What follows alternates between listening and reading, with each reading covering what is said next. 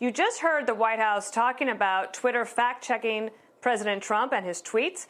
I talked with Facebook CEO about that very issue, as well as the president's threat to shut down social media platforms, and much more. Take a look. Twitter decided for the first time ever to fact-check one of President Trump's tweets. They decided to do it on a mail-in voting tweet. And I wondered what you thought about that decision, because the last time we spoke, you had just announced your policy of not weighing in on political speech. And I wondered if you thought that Twitter may have made the wrong decision here.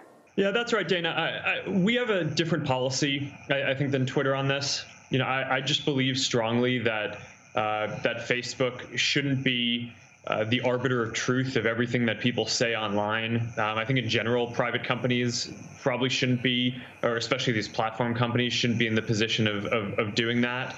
And we've been pretty clear on our policy that we think that it wouldn't be right for us to do fact checks for politicians.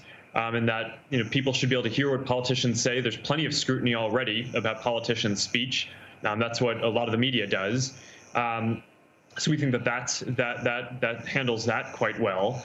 And yeah, I think overall, I think it's good for different companies to have different policies on this stuff. But at Facebook, we've tried to distinguish ourselves as being really strong in favor of giving people a voice and free expression. And I certainly think our policies have distinguished us from some of the other tech companies in terms of being stronger on free expression and giving people a voice than a lot of others out there. This week, the president has been continuing to tweet about a intern for Joe Scarborough, now at MSNBC. Then he was a congressman. She passed away. The coroner's office said it was because she had a heart condition. The widower has asked Twitter to delete the tweets, but the tweets are then cross-promoted and cross-posted on Facebook. Do you think that goes to your political speech policy as well, or would that be a different scenario for you? Well, let me just be clear about what our rules are. I don't think it's appropriate for Facebook to do fact-checking, but we do have clear policies. And if anyone violates them, whether you're a high-ranking government official like the president or anyone on our platform, we do have to take action if people are doing things like promoting violence or saying things that are going to cause imminent physical harm. We operate around the world, but the U.S. has the strongest tradition on freedom of expression. But even the First Amendment is, the jurisprudence on this is pretty clear that, for example, you can't yell fire in a crowded theater. And the reason for that is that it puts other people in imminent risk of physical harm. So things that would do that, whether that's saying something that's encouraging violence or saying something that maybe something is a cure for a disease. I mean, as we've seen with COVID, cases like that, things that lead, just basically different kinds of things like that, we will enforce, no matter who you are on the platform. But I don't think that those policies were violated in this case, from what I can tell. The president also, after Twitter did this, he's very frustrated, but he lumped all social media companies together, and he said he is considering either censoring them because of conservatives being censored on Twitter or Facebook or Instagram or whatever else. But he says that he is thinking about regulations or perhaps shutting down social media sites. What's your reaction to that? Well, I mean, look, I'd have to understand what they actually would intend to do, but in general, I think a government choosing to censor a platform because they're worried about censorship doesn't exactly strike me as the right reflex there. But in general, we're in the platforms in general, I think, have this difficult balance of, we try very hard to give people a voice. And we get a lot of criticism from some people who think that we censor too much when it comes to taking down speech that we think could lead to harm. But then on the other hand, we just all day long get a lot of feedback and critique from folks who basically think that we leave too much content up, and that we're not being we're not taking into account our responsibility on that side would be the concern. And people think that we're for somehow doing this because we I don't know, we just don't care about the impact or something like that, but it's just wrong. The reality is that we try to be very principled. We care deeply about giving people a voice and empowering individuals. That's a big part of why I started the company. I don't think that you build a company that gives people a voice like this if you don't believe that individuals having a voice is a good thing. And we're trying to be principled and nuanced about the policies here, and in general, giving people as wide of an ability to say what they want as possible, and carving out very specific nuances where real harm can be done. If it's creating violence, if it's putting people in risk for another cause, if it's misleading people about how they can vote. Because you tell them that how you vote or when you vote is different from when it actually is. And we have specific policies on those things, but broadly speaking, we try to give people as much latitude in having a voice as possible. That's certainly what I believe in. No doubt you're getting attack from both sides, Republicans, Democrats. Washington, D.C. is a place that has got its eyes on big tech. Even in the middle of all of this coronavirus pandemic, where big tech has stepped up in a lot of ways, there's still a possibility of an antitrust case brought by the Justice Department against big tech companies. Your company is mentioned in that. Also a whistleblower that from Facebook that went to the SEC that said Facebook is aware of illegal activity on its platform, such as the sale of opioids. And so you're taking a lot on when it comes to Washington, D.C. How do you plan to deal with that? Because we're in the middle of an election year and things are getting pretty hot. The reality is that a lot of people use our services all around the world. And with that comes a lot of good. People are able to stay connected with people who they care about, which is especially important during a time like we've had over the last few months, when there's a crisis or when you can't physically be with the people you care about in person. I think stuff like that really matters in some ways today more than ever. That's a lot of positive. But there's no doubt that people also sometimes try to use these tools for bad things, and we have a responsibility to try to address those. And part of having good governance around the world is that governments also need to set up laws and ways to hold us accountable if we aren't meeting what we need to do on those things. So I think the reality is that for a platform in a company that's doing what we're doing, we're going to face scrutiny. And I think that is normal, and I actually generally think it's healthy. It makes us do a better job and holds us to a high standard. Mm-hmm. The Secretary of State has just declared that Hong Kong is no longer autonomous, that China has made its move there. And this is so interesting to me because I know that Facebook has been blocked in China, but Facebook has not been blocked in Hong Kong. And do you have a strategy to try to help those people of Hong Kong be able to continue to use Facebook and communicate with each other that way? I think, like everyone else, we're going to have to see how this evolves over time. But you're right in what you said. I mean, we basically operate everywhere in the world except for a couple of countries, China and North Korea, and maybe a couple of other small ones that have pretty oppressive policies. But the reality here, like you're saying, is that China has just approached the internet very differently from the U.S. and even Europe and most other places. They have different values, and that's led to an internet framework, and that just prizes different things, and that's been very difficult, and is certainly one of the reasons why we're not in China today. We don't offer our consumer services there. We were just never able to come to agreement on what it would take to operate there. So I do think we're going to have to watch this situation closely. Right now, people across Hong Kong really love our services. They use WhatsApp because it's encrypted and they know it's going to be secure, so they can they know that they can message each other safely without being watched. People use Facebook in order to stay in touch with their friends and family around the whole world. And I certainly hope that we'll find a way to keep offering the services over the long term. You have said that you are concerned about China's approach to the internet. Do you think that's something that the United States needs to be wary of? Yeah, and it is. But, for all that is said about the conflict between the United States and China, ideologically, kind of the direct conflict between the two countries, where I actually see this playing out is in a lot of other countries.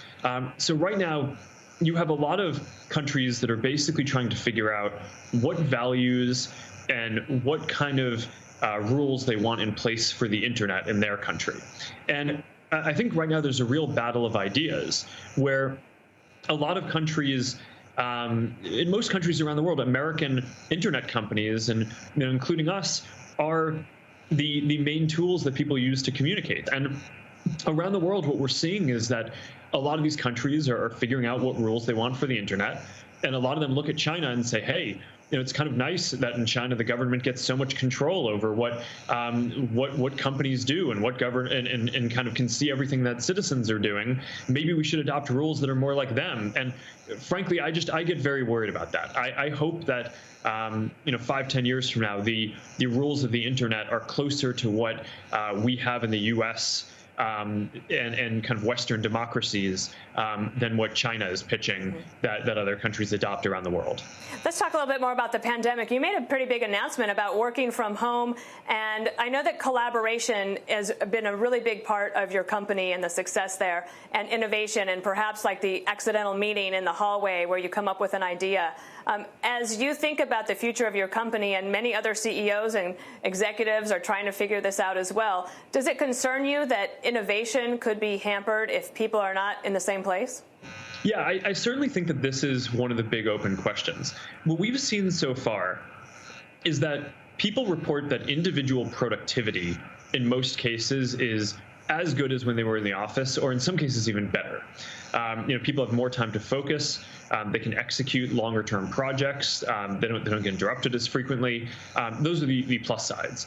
The risks are exactly what you mentioned. It's people feeling like it's harder to create new social bonds, create culture, get together and whiteboard something. And right now, a lot of the tools that we have, whether it's video conferencing or chat, are pretty transactional, right? If you want to host a meeting or send a note to someone, you can do that. But we don't have great tools yet that basically enable people to just hang out together and simulate hanging out around the water cooler or the whiteboard and just in brainstorming stuff. And I think that stuff will all need to get built. So those are things that we're focused on doing at Facebook, both for internal tools for our own company and that we'll offer to other companies through our workplace tools, which is that's our enterprise software app that's growing very quickly. It now has 5 million paying users. But that's something that I expect that there will be a lot of new companies that are developed around the space of remote creativity as well. But look, I think the reality is that a lot of people are going to be working remotely for some period of time. So we do have to figure this out one way or another. But it is a risk, as you say. Wealthy people have done fairly well even in this pandemic, and the stock market continues to go up. A lot of people that work in white-collar jobs have been able to keep their jobs and work from home. But what have you done in terms of a commitment at all to help small businesses, like the little guy that is trying to figure out how they're going to actually survive in this pandemic while this country is so slow to open back up? We're really in the business of serving small businesses and really care about their health. And what we know from a big study that we did on the state of small business is that small businesses are really struggling right now. As people across the country are being told to stay home, physical storefronts are either, in a lot of cases, not being able to open, or even if they are, a lot of people are reticent and worried about going in. So what a lot of small businesses are doing is turning to the internet. Because internet tools are open for business even when your storefront can't be. And we recently launched, just a couple of weeks ago, this product called Facebook Shops, which is we're very focused on serving small businesses and giving them an easy way to basically set up an online shop once and then have it work and attached to their Facebook and Instagram profile, and then over the coming months attached to WhatsApp and Messenger as well. But the idea is if we can help small businesses to sell their goods more online, that will both create a better experience for people, for commerce during this period, and it will hopefully help a lot of these small businesses stay afloat. I do want to ask you, how can you help parents think about how they're going to help their kids be ready for all of these STEM courses that we want them to take? But if they're learning from home and the parents just feel completely overwhelmed with the math and science and the way that it's taught today, what's the future in that regard? Yeah. So through our foundation, our philanthropy, the Chan Zuckerberg Initiative, we've done a lot of work around both education and health and fighting diseases. And a lot of that stuff has really come into focus during this COVID pandemic. And on the education side, we helped build a tool called the Summit Learning Platform that is used in more than 400 schools around the country. 80,000 students use it. But I think one of the big open questions that we're thinking about is, how do you not only do the education, right, the STEM part, like you're saying, but how do you look out for these students' emotional and mental well-being, and how do you make sure that they continue getting the mentorship that they need, which is really one of the main things that teachers provide. And I think that that's an area that will really need more innovation and more tool building, and it's something that we're looking into. I know a lot of other folks are, but making sure that parents and teachers and students have the tools to continue the mentorship and kind of emotional development and well-being, I think is really critical during this period. So America has been watching as SpaceX and NASA get ready to launch a rocket into space. It's the first time since 2011. We have private citizens there. They're astronauts, but they're going to be going up. Pretty exciting, of course. And I wondered, like, do you personally have any interest in going up into space? I mean, I'm not sure I want to go into space. I'm much more focused myself on things like virtual reality, which would let anyone teleport anywhere in the world or in the universe that they want without having to physically strap themselves to a rocket. And I think it's something that a lot more people will get to experience.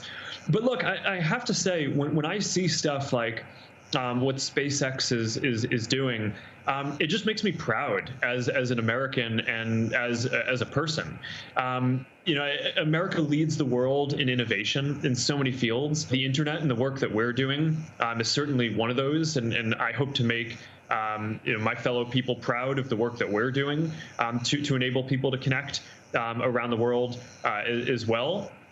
But I just think that this is a great achievement, and I'm looking forward to seeing it. And do you like the idea of a private sector involvement in something that used to be purely done by the government? I think that these partnerships are good. I think that in the U.S., we have a strong tradition of free enterprise, and that entrepreneurial spirit, I think we see over and over, unlocks innovation and possibilities that probably wouldn't happen if the government had a complete monopoly on the ability to kind of build and develop that kind of stuff. So I think that there are clearly things that only the government can do, and having partnerships like this can be very positive. But I do think that all Americans should be proud that we lead the world in innovation. And I think that one of the things that we should focus on is making sure that we maintain that edge, and that we celebrate these achievements and make sure that we can continue this system of free enterprise and entrepreneurship that enables so many great things to happen. It really is a special thing about America, and it's one of the things that I'm most proud of from our country. Well, I like the idea of being able to stay here on Earth and teleport to space. So if you guys could continue working on that, that's how I will maybe see the moon. All right, Mark Zuckerberg of Facebook, thanks so much. All right, good to see you, Dana.